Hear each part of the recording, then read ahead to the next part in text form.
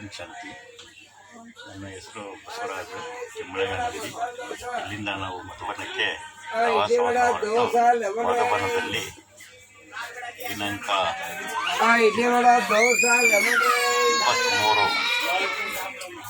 13ರಂದು ನಾವು ತಂಗಿದ್ದೀವಿ.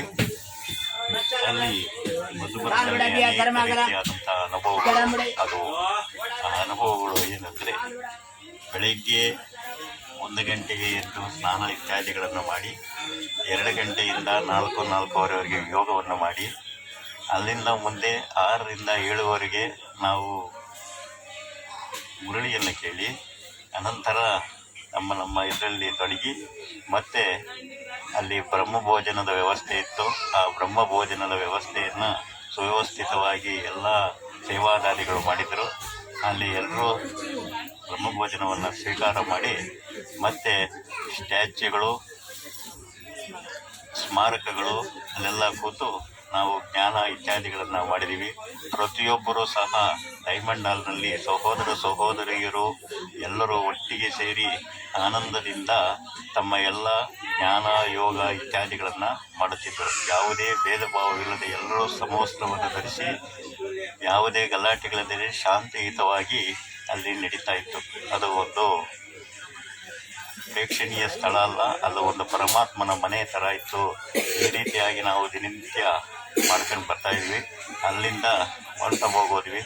ಅಲ್ಲಿ ಬ್ರಹ್ಮಬಾಬಾರವರ ಹೊಂಟಭವನದಲ್ಲಿ ಪಾಂಡವವನದಲ್ಲಿ ಬ್ರಹ್ಮಬಾಬಾರವರ ಸ್ಟ್ಯಾಚ್ಯೂ, ಇವುಗಳಲ್ಲೆಲ್ಲ ಒಳ್ಳೆಯ ಒಂದು ಜ್ಞಾನವನ್ನು ಸಂಪಾದನೆ ಮಾಡಿ ಅಲ್ಲಿ ಯೋಗಗಳನ್ನು ಮಾಡಿ ನಾವು ಮತ್ತೆ ವಾಪಸ್ಸು ಬಂದ್ವಿ.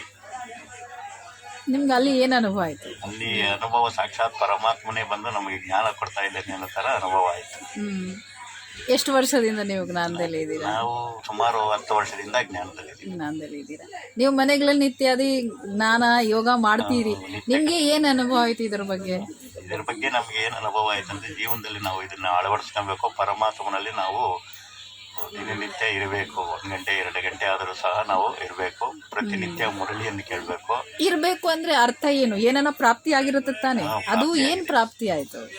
ಒಳ್ಳೆ ನಾವು ಏನು ಅನ್ಕೊಂಡಿದ್ದೀವಿ ಅದೆಲ್ಲ ಪ್ರಾಪ್ತಿ ಆಗಿದೆ. ಭಗವಂತ ನಮ್ಮನಿಗೆ ಆಯುಷ್ಯ ಆರೋಗ್ಯ ಎಲ್ಲ ಚೆನ್ನಾಗಿ ಕೊಟ್ಟು ಕಾಪಾಡ್ಕೊಂಡು ಬರ್ತಾ ಇದ್ದಾರೆ.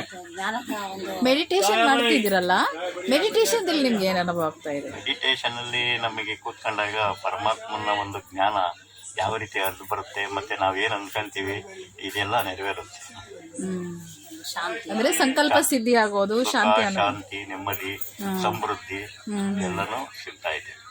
ತುಂಬಾ ಧನ್ಯವಾದಗಳು. ನಿಮ್ಮ ಅನುಭವ ಹೇಳಿದ್ದೀರಾ. ಓಂ ಶಾಂತಿ. ಓಂ ಶಾಂತಿ.